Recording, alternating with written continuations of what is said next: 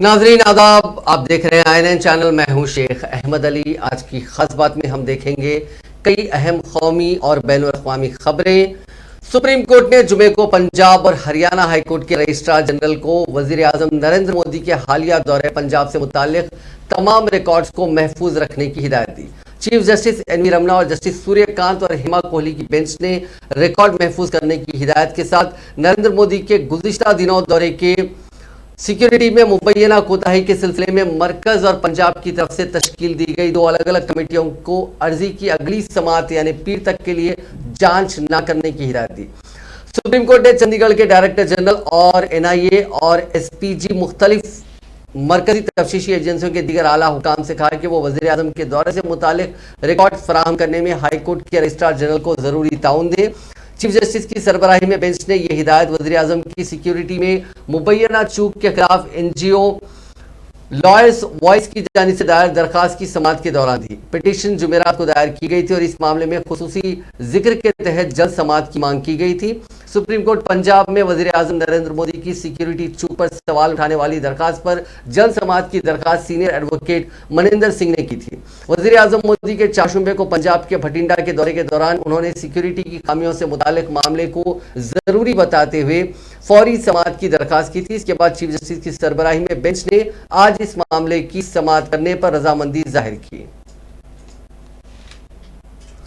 वज़ीर आज़म नरेंद्र मोदी के पंजाब दौरे में सिक्योरिटी चूक की जांच शुरू हो गई है। इसके लिए 3 मेंबर्स की मरकजी कमेटी पंजाब पहुंच गई है। टीम सबसे पहले उसी जगह पहुंची जहां PM मोदी का काफिला रुका था। इसके बाद टीम BSF के फिरोजपुर कैंप में गई। फिरोजपुर रेंज के DIG इंद्रबीर सिंह और SSP हरमनदीप सिंह हंस को वहीं तलब कर उनसे पूछताछ की गई। इसके अलावा उस दिन काफिले के आगे जाम वाली जगह पर तैनात रहे पुलिस एहलकारों से भी टीम पूछताछ कर रही है। इसके बाद पंजाब हुकूमत की तरफ से PM सिक्योरिटी का जिम्मा देख रहे ADG G नागेश्वर राव और पंजाब के DGP सिद्धार्थ चट्टोपाध्याय को भी पूछताछ के लिए तलब किया गया है। जहां PM मोदी का काफिला रुका वहां जाकर टीम ने देखा कि उस फ्लाईओवर के चारों तरफ किस तरह के हालात थे, मुजाहिरीन PM की कार से कितनी दूरी पर थे, इस दौरान वहां कितनी पुलिस तैनात थी, आसपास कौन कौन से गांव हैं, वहां से बॉर्डर कितनी दूर है। इसके बाद टीम फिरोजपुर के SSP के दफ्तर की तरफ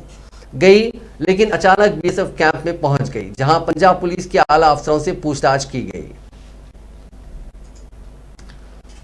फिरोजपुर दौरे पर आए वज़ीर आज़म नरेंद्र मोदी की सिक्योरिटी में चूक का एक और वीडियो सामने आया। इसमें उनकी कार के नजदीक कुछ लोग आए थे जिनके पास भारतीय जनता पार्टी का झंडा था। वो मोदी जिंदाबाद के नारे लगाते दिख रहे हैं। हालांकि सवाल उठ रहा है कि BJP के वर्कर्स ही सही, लेकिन ये PM की कार के इतने नजदीक कैसे पहुंच गए? उस वक्त आसपास पंजाब पुलिस की सिक्योरिटी क्यों नहीं थी? वीडियो में साफ देखा जा सकता है कि PM की कार के चारों तरफ सिर्फ स्पेशल प्रोटेक्शन ग्रुप के ही जवान नजर आते हैं जो उन लोगों को भी PM की कार के नजदीक आने से रोक रहे हैं। इस वीडियो से साफ नजर आ रहा है कि PM के दौरे को लेकर किस तरह के हालात थे। सिक्योरिटी चूक के मामले में अभी तक PM मोदी की फ्लाईओवर पर रुके काफिले की तस्वीर सामने आई थी। हालांकि अब इसका वीडियो भी सामने आया है जिसमें PM की सिक्योरिटी में लगे SPG के अफसर काफी मुतफक्किर नजर आ रहे हैं।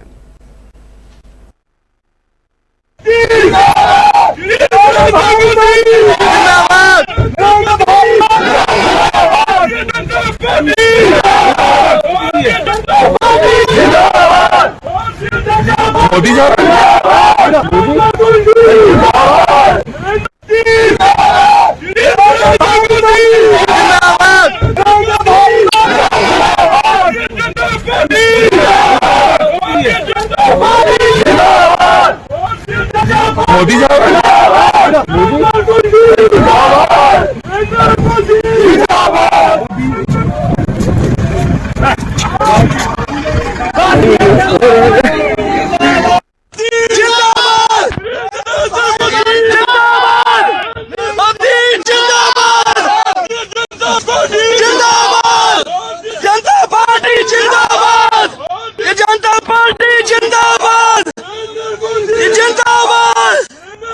जिंदाबाद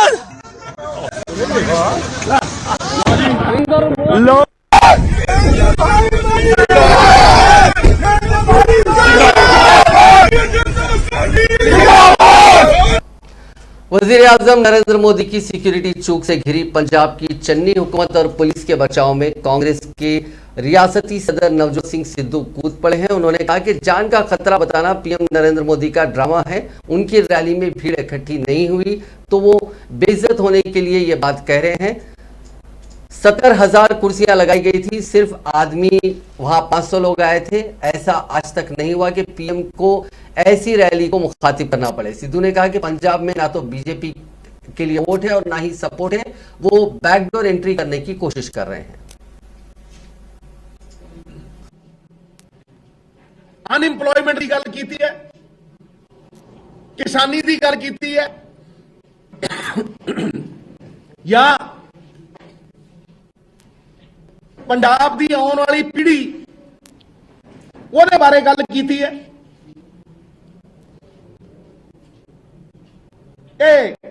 बस एक रट्टा जा ला के सिक्योरिटी का ओह जिही तोते रखे हुए हैं 2-3। सब तो वड्डा तोता था साडा former chief minister captain Amarinder Singh पिंजरे च बंद, खंभा नूं भी गुट्टी ला रखी है। उन्होंने थोड़ी जी चूरी पैंदी है दिल्लियों ऐ टन देने, वो कहता security security security security security security security security. यह जे कई तोते रख रखे। उन्होंने कदे पंजाब के मुद्दों की गल की है, पंजाब के मसले सुलझाने की गल की है। मैनू कोई जवाब दे दे इस गल का, कोई जवाब दे दे मैनू इस गल का कि भाई 70,000 कुर्सी दे उत्ते 500 बंदे बैठना यह की दर्शाता है। और वो भी प्राइम मिनिस्टर, इन्हां दी फूक निकल गई है, इन्हां दा पर्दाफाश हो गया, सारी दुनिया नूं पता लग गया। हुण ते जिहड़ा ये माहौल जिहा बनाउंदे सी ना जी, फलाना छड्ड के जाऊगा जी, फलाना छड्ड के जाऊगा जी, पोलिटिकल बंदियां नूं पता लग गया भी मौत दे खूह च छाल मार देंगे, इन्हां वल ना जाइए। It is very clear that they have no support whatsoever in this state which is bred on Punjabiyat। मैं और बहुत गल्लां करनियां ने, लेकिन उस तो पहला मैं अलका जी नाल सुप्रीम कोर्ट ने आज यानी जुमे के रोज नीट पीजी यानी नेशनल एलिजिबिलिटी टेस्ट काउंसलिंग मामले पर हतमी फैसला सुनाते हुए सेशन के लिए हुकूमत के 27% ओबीसी रिजर्वेशन के मंसूबे को मंजूरी फराहम कर दी है। अदालत उस्मा के इस फैसले के बाद काउंसलिंग का रास्ता साफ हो गया और मुल्क भर के उन रेसिडेंट डॉक्टर्स ने राहत की सांस ली जो गुज़िश्ता कुछ दिनों से एहतजाज कर रहे थे। क़ब्ल अज़ीं इस मामले पर जुमेरात को होने वाली समाअत के दौरान सुप्रीम कोर्ट ने अपना फैसला महफूज रखते हुए कहा था कि कौमी मफाद में नीट पीजी काउंसलिंग का शुरू होना जरूरी है क्योंकि मुल्क में डॉक्टरों की कमी है। सुप्रीम कोर्ट ने अपना फैसला सुनाते हुए इसी सेशन के लिए रिजर्वेशन को मंजूरी फराहम करते हुए कहा कि मजीद सेशन के लिए कोटा सीटों पर रिजर्वेशन के मामले पर कोर्ट मार्च के महीने में समाअत करेगा। सुप्रीम कोर्ट के फैसले के बाद अब हुकूमत के 27% ओबीसी कोटा को मंजूरी हासिल हो गई है। नतीजतन ऑल इंडिया कोटा की 27% सीटें अब ओबीसी कैटेगरी के तुलबा के लिए मख्तस होंगी। वजीर आजम नरेंद्र मोदी ने जुमे के रोज कहा कि मुल्क में मेडिकल कॉलेजों में आज तकरीबन कुल 1.5 लाख सीटों में 66% तादाद गुज़िश्ता 7 वर्षों में बढ़ी है। हुनूस वजीर आजम नरेंद्र मोदी वीडियो कॉन्फ्रेंसिंग के जरिए कोलकाता में चित्तरंजन नेशनल कैंसर इंस्टीट्यूट के दूसरे कैंपस का इफ्तिताह करते हुए ये बात कही। मोदी ने कहा कि 2014 तक मुल्क में मेडिकल की अंडर ग्रेजुएट और पोस्ट ग्रेजुएट तालीम के लिए सीटों की तादाद तकरीबन 90,000 थी। पिछले 7 वर्षों में उनमें 60,000 यानी 66% नई सीटें शामिल की गई। उन्होंने कहा कि 2014 में हमारे पास सिर्फ 6 all India institute of medical sciences थे। आज मुल्क 22 एम्स के मजबूत नेटवर्क की तरफ बढ़ रहा है।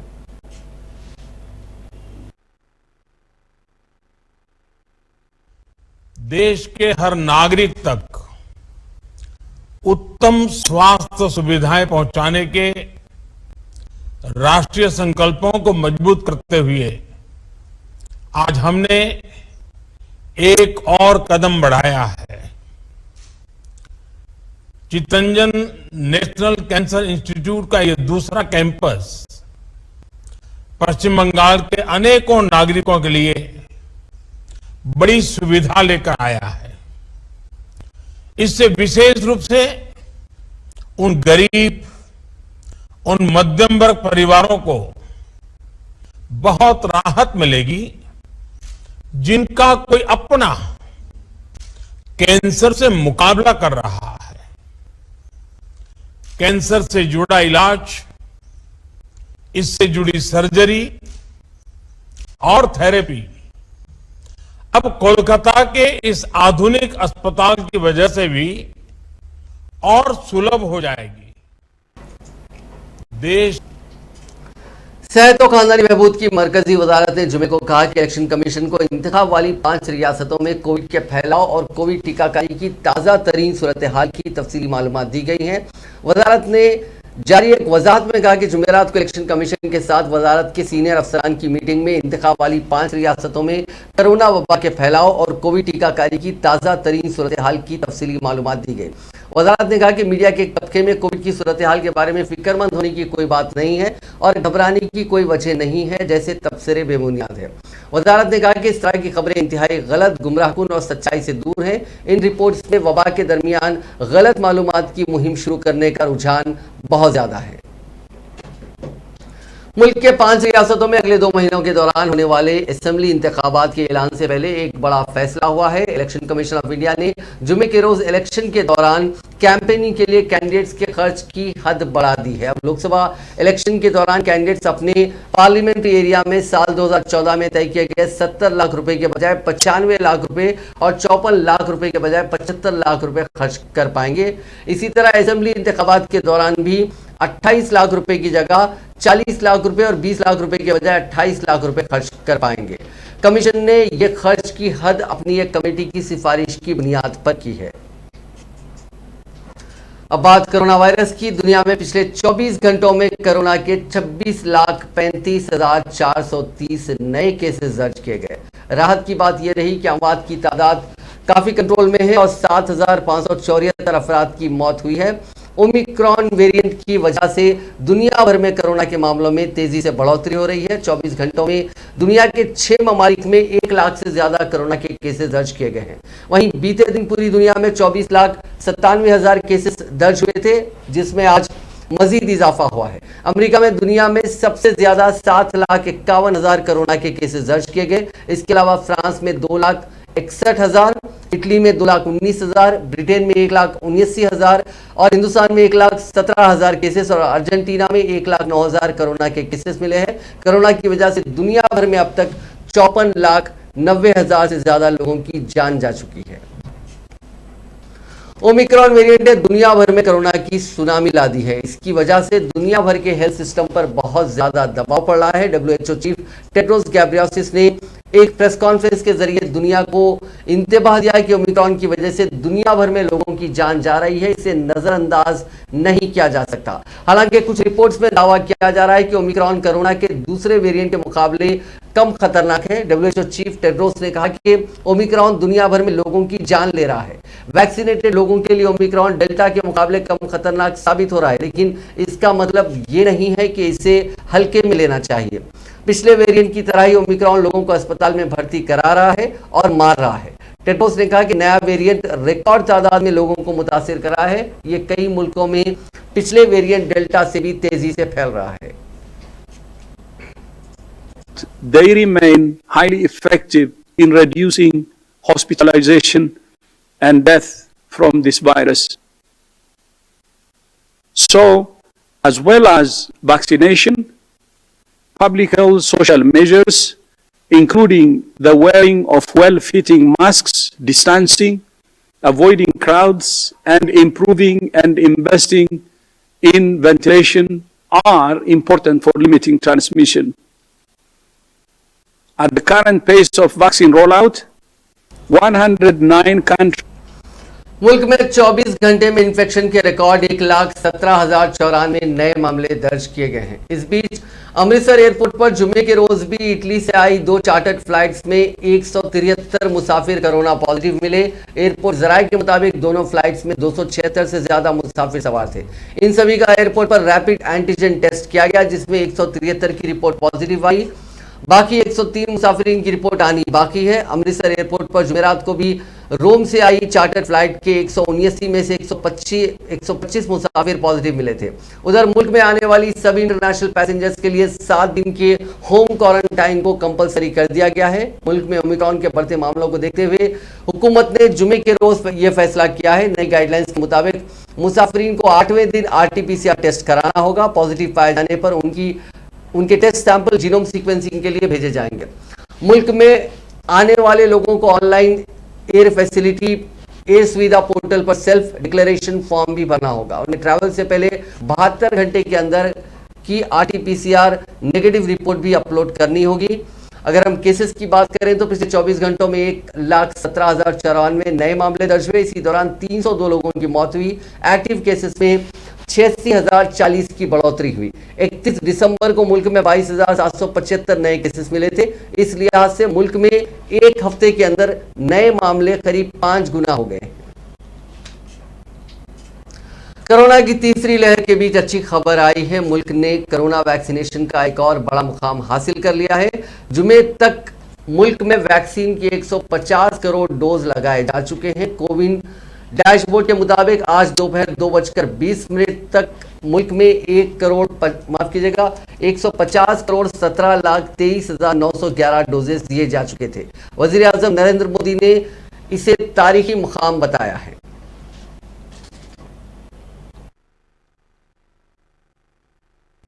साथियों, कोरोना के खिलाफ लड़ाई में हमारा ये वैक्सीनेशन प्रोग्राम उतना ही महत्वपूर्ण है जितना खतरनाक ये भेष बदलने वाला कोरोना वायरस है। आज एक बार फिर दुनिया कोरोना के नए ओमिक्रॉन वेरिएंट का सामना कर रही है। हमारे देश में भी इस नए वेरिएंट के कारण केसेस तेजी से बढ़ रहे हैं। इसलिए 150 करोड़ वैक्सीन डोज का यह सुरक्षा कवच हमारे लिए बहुत महत्वपूर्ण हो जाता है।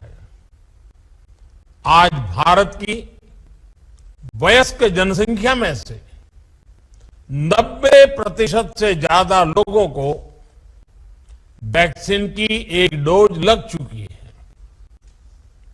सिर्फ 5 दिन के भीतर ही 1.5 करोड़ से ज्यादा बच्चों को भी वैक्सीन की डोज लगाई जा चुकी है।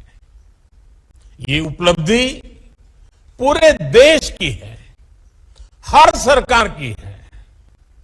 मैं विशेष रूप से इस उपलब्धि के लिए देश के वैज्ञानिकों का, वैक्सीन मैन्युफैक्चरर्स का, हमारे हेल्थ सेक्टर से जुड़े साथियों का बहुत बहुत धन्यवाद।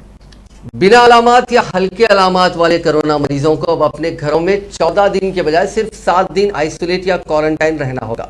यही नहीं, मरकजी वजारत सेहत की ताज़ा गाइडलाइंस में ऑक्सीजन सैचुरेशन का पैमाना भी 94% से बदलकर 93% कर दिया गया है। गाइडलाइन के मुताबिक आइसोलेशन के इन 7 दिनों की शुरुआत कोरोना की जांच रिपोर्ट पॉजिटिव आने के दिन से मानी जाएगी। आइसोलेशन के दौरान अगर मरीज को लगातार 3 दिनों तक बुखार नहीं आए तो उसे 8वें दिन से कोरोना नेगेटिव माना जाएगा। इसके लिए कोरोना की जांच भी जरूरी नहीं होगी। दरअसल मुल्क में लगातार ओमिक्रॉन वेरिएंट के मुतासरीन की तादाद बढ़ती जा रही है। जुमेरात के रोज मिलने वाले कोरोना मरीजों की तादाद का आंकड़ा 1 लाख को पार कर गया था। एक अंदाजे के मुताबिक इनमें से करीब 60% मरीज ओमिक्रॉन वेरिएंट के हैं। ओमिक्रॉन के ज्यादातर मरीजों में संगीन अलामात नहीं है, लेकिन यह डेल्टा वेरिएंट के मुकाबले 30 गुना तक ज्यादा तेजी से फैलता है। मुल्क की 24 रियासतों में जुमेरात की सुबह तक ओमिक्रॉन के 2,500 से ज्यादा केसेस आ चुके थे। दिल्ली, मुंबई जैसे बड़े शहरों में केसेस तेजी से सामने आ रहे हैं। इस वबा के एक्सपर्ट चंद्रकांत लहरिया के मुताबिक अगले 3 से 4 हफ्तों में इन शहरों के लिए काफी टेंशन रहने वाला है। इसके बाद केसेस एकदम से कम होने लगेंगे। जब यहाँ केसेस कम होंगे तब छोटे शहरों में तेजी से बढ़ने लगेंगे और अगले 3 से 4 हफ्ते छोटे शहरों के लिए भी काफी तशवीशनाक होने वाले हैं। इन शहरों के बाद वायरस गांव में कोहराम मचा सकता है। लहरिया कहते हैं कि ओमिक्रॉन का पैटर्न ये बताता है कि शुरुआत के 3 से 4 हफ्तों में बहुत तेजी से फैलता है, फिर एकदम से कम हो जाता है। राहत की बात यह है कि इससे मुतासिर हुए सभी मरीजों को अस्पताल में एडमिट करने की नौबत नहीं आ रही है। जैसे मुंबई में ओमिक्रॉन के मुतासरीन 10 मरीजों में से 9 एसिम्प्टोमेटिक हैं, यानी उनमें कोई अलामत नहीं है। मतलब 10 में से 1 में ही अलामत नजर आते हैं, वो भी माइल्ड होते हैं। ज्यादातर मुतासरीन घर में ही ठीक हो रहे हैं। हालांकि जिन्होंने वैक्सीन नहीं लगवाई उन्हें यह ज्यादा नुकसान पहुंचा सकता है।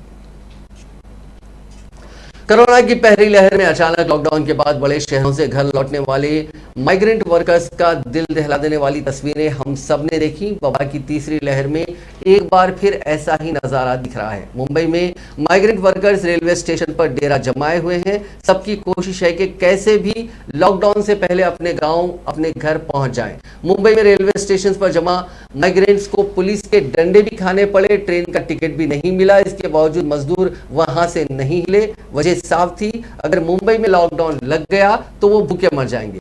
दरअसल मुंबई में पिछले 24 घंटों के दौरान कोरोना के 20,000 से ज्यादा मामले सामने आए हैं। ऐसे में टोटल लॉकडाउन की बहस से माइग्रेंट्स और खास तौर पर मजदूर बेहद डरे हुए हैं। मुंबई में कुर्ला की लोकमान्य तिलक टर्मिनस से ही उत्तर प्रदेश और बिहार जाने वाली ज्यादातर ट्रेनें रवाना होती हैं। मुंबई के माइग्रेंट्स में बड़ी तादाद इन्हीं इलाकों के लोगों की है। ऐसे में लोकमान्य टर्मिनस पर जुमेरात की रात 8 बजे से ही भीड़ लगने लगी थी। इसमें ज्यादातर मजदूर कैटेगरी के लोग थे जो जुमे की सुबह की ट्रेन के लिए लॉकडाउन के डर से देर रात ही स्टेशन पहुंच गए थे। उनका कहना था कि यहां रुके तो भूखों मरने की नौबत आएगी, ऐसे में यहां रहकर क्या करें। खवातीन की नीलामी से जुड़े बुल्ली बाई ऐप का कनेक्शन अब राजस्थान तक पहुंच गया है। इस ऐप को डेवलप करने वाला मास्टरमाइंड 21 साल का नीरज बिनोई नागौर के रोटू गांव का रहने वाला है। नीरज एक इंजीनियरिंग स्टूडेंट है जो इस ऐप के जरिए खवातीन की ऑनलाइन बोली लगवाता था। असम के जोरहाट से नीरज को दिल्ली पुलिस की स्पेशल टीम ने गिरफ्तार किया था और इसे दिल्ली कोर्ट में पेश किया गया है। वहीं कोर्ट ने पुलिस को इस मामले में नीरज के ठिकानों की तलाशी लेने की परमिशन भी दी।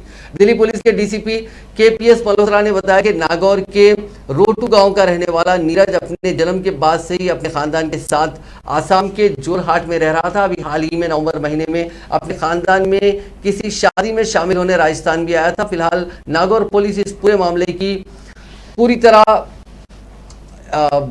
जांच कर रही है। इन्वेस्टिगेशन में खुलासा हुआ है कि नीरज ने ही बुल्ली बाई ऐप बनाया था। इस ऐप और इससे जुड़े दीगर ट्विटर हैंडल भी नीरज ने ही बनाए थे। Neeraj Vellore institute of technology Bhopal में बीटेक स्टूडेंट था। मामला सामने आने के बाद यूनिवर्सिटी मैनेजमेंट ने उसे सस्पेंड कर दिया है। नीरज ने बुल्ली बाई नाम के इस ऐप को नवंबर 2021 में ही डेवलप कर दिया था। दिसंबर 2021 में इस ऐप को अपडेट किया गया। इस ऐप का ट्विटर अकाउंट 31 दिसंबर को बनाया गया था। इस ऐप के बारे में ट्वीट करने के लिए @sage0x1 और कुछ दीगर ट्विटर अकाउंट भी बनाए गए थे। गौरतलब है कि इस मामले में नीरज की गिरफ्तारी से पहले मुंबई पुलिस ने दावा किया था कि उत्तराखंड के शहीद उधम सिंह नगर से गिरफ्तार की गई श्वेता सिंह इस मामले की अहम मुलजिम है। लेकिन दिल्ली पुलिस का मानना है कि श्वेता सिंह और बाकी 2 मुलजिम विशाल झा और मयंक रावल असल में नीरज बिनोई के इशारे पर काम कर रहे थे। धनबाद के जज उत्तम आनंद के कत्ल के मामले में अब सीबीआई नए एंगल पर काम कर रही है। सीबीआई ने जुमे के रोज झारखंड हाईकोर्ट को बताया कि हो सकता है कि मोबाइल लूट की कोशिश में उनका कत्ल किया गया हो। जांच अभी भी जारी है। दोबारा से ब्रेन मैपिंग और नार्को टेस्ट में कुछ भी नहीं मिला है। और भी कुछ टेस्ट किए गए हैं जिनकी रिपोर्ट अभी आनी बाकी है। इस पर चीफ जस्टिस ने कहा कि सीसीटीवी में लूट की कोई इम्कान, कोई वाकया नहीं दिख रहा है, जबकि ये वाजे दिख रहा है कि उन्हें जानबूझकर मारा गया। मामले की अगली तारीख 14 जनवरी तय की गई है। जम्मू कश्मीर के वसती जिले बुडगाम के जुलवा कुर्ला पूरा चाडू इलाके में सिक्योरिटी फोर्सेस और जंगजुओं के माबीन तसादुम आराई में जैश से वाबस्ता 3 जंगजू मारे गए हैं और महलूकीन में से एक की शिनाख्त वसीम साकिन श्रीनगर के बतौर हुई है। कमिश्नर जोन पुलिस ने इंस्पेक्टर जनरल विजय कुमार के हवाले से एक ट्वीट में कहा कि चाडोरा तसादुम आराई में जैश ए मोहम्मद से वाबस्ता 3 जंगजू मारे गए हैं। उन्होंने महलूकीन में से एक की शिनाख्त श्रीनगर से ताल्लुक रखने वाले वसीम के तौर पर की है। ट्वीट में कहा गया कि वसीम की हलाकत के बाद अब श्रीनगर का एक ही जंगजू सरगर्म है। उनका मजीद कहना था कि जाए तसादुम आराई से 3 AK-56 राइफलें बरामद हुई हैं। धनबाद में जुमे के रोज महात्मा गांधी के स्टैचू के पास मुजाहरा कर रहे बीजेपी के वर्कर्स ने एक नौजवान की जमकर पिटाई कर दी और उसे थूक भी चटवाया। नौजवान ने वज़ीर आज़म नरेंद्र मोदी के बारे में कुछ गलत कहा। इससे नाराज बीजेपी वर्कर्स ने उस नौजवान की तब तक पिटाई की जब तक उसने भारतीय जनता पार्टी जिंदाबाद और जय श्री राम का नारा नहीं लगाया। तब तक लोग उसे पीटते रहे। मुसलमान है सर, गलती हो गया, गलती का मुसलमान है सर, मुसलमान है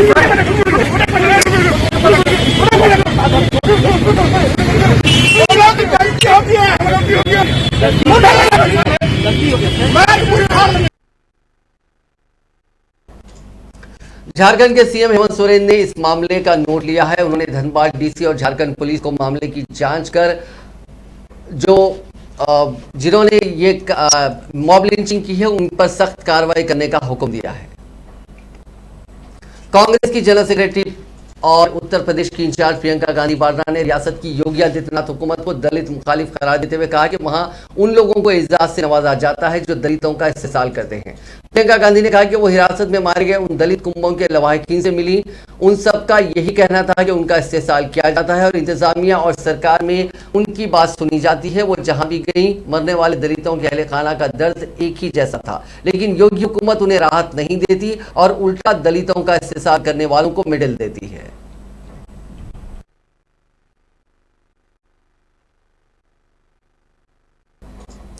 कांग्रेस ने कहा कि भारतीय जनता पार्टी इंटरनेट पर टेक फोक ऐप के जरिए मखसूस फिरके खवातीन और बिलखुसूस खातून सहाफियों के खिलाफ नाज़ेबा तबसरा करके उन्हें निशाना बना रही है और नफरत फैलाने का काम कर रही है। कांग्रेस की तर्जुमान सुप्रिया श्रीयंत को उन्होंने एक खुसूसी प्रेस कॉन्फ्रेंस में कहा कि इस ऐप के जरिए सोशल मीडिया, व्हाट्सएप और ट्विटर वगैरह के जरिए खास फिरके के खिलाफ फहश तशहीर होती है और खवातीन और बिलखुसूस खातून सहाफियों की बाबत काबिल इतराज तबसरा किया जाता है। उनका कहना था कि इस ऐप पर कई अफराद तबसरा करते हैं लेकिन उनकी जबान एक ही जैसी होती है। उन्होंने मरकजी हुकूमत से इस बाबत चुप्पी तोड़ने का मुतालबा किया और कहा कि जब एक मारूफ न्यूज एजेंसी ने इस ऐप के खतरनाक किरदार का इंकशाफ कर दिया है तो हुकूमत को सामने आना चाहिए।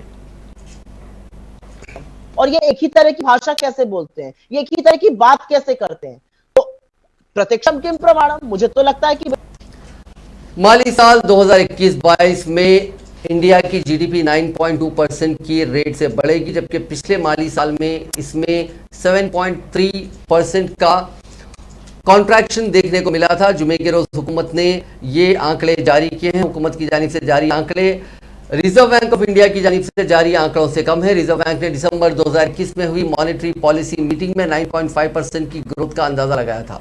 हुकूमत टैक्स कलेक्शन और सरकारी घाटे के अंदाजों की बुनियाद पर यह आंकड़े बनाती है, जबकि आरबीआई का इन आंकड़ों के जारी करने का पैमाना कुछ और होता है।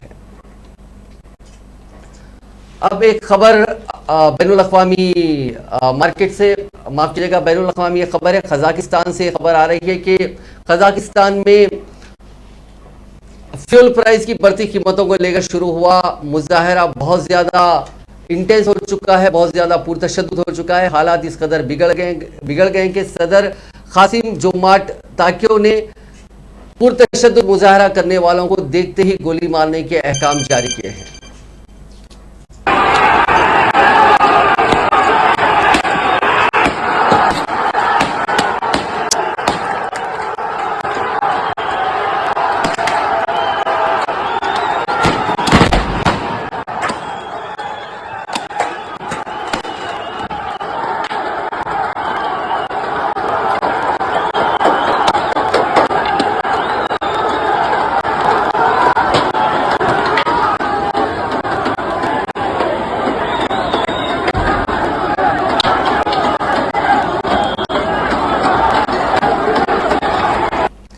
नाजरीन, आज की खास बात में बस इतना ही। आपसे कल मुलाकात होगी नई खबरों के साथ, नए एनालिसिस के साथ। फिलहाल दीजिए इजाजत। खुदा हाफिज।